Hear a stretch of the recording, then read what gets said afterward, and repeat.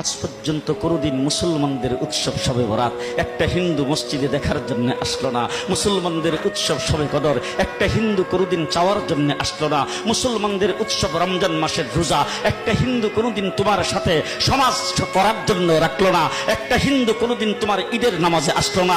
একটা হিন্দু কোনোদিন তোমার সাথে জুমার নামাজে অংশগ্রহণ করলো না। তোমাকে দেখার জন্য পর্যন্ত আসলো না।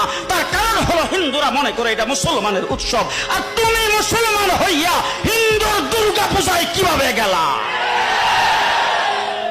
তোমার কি হয়ে গেল? তোমার কি লজ্জা শরম তুমি ধুয়ে ফেলে দিয়েছো? তোমার কি কোনো লজ্জা শরম নাই? লজ্জা শরম নাই? আবার কি সুন্দর বলতেছ, ধর্ম যার যার উৎসব সবাই।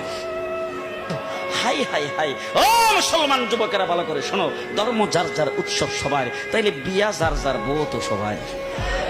জি, বিয়ে যার যার বউ সবার, পুষ্কুনি যার যার মাস সবার, গাছ যার যার ফল সবার, ক্ষেত যার যার ফসল সবার, দোকান যার যার মাল সবার। এখন ঘুমাইছে কি কথা বলেন না কেন?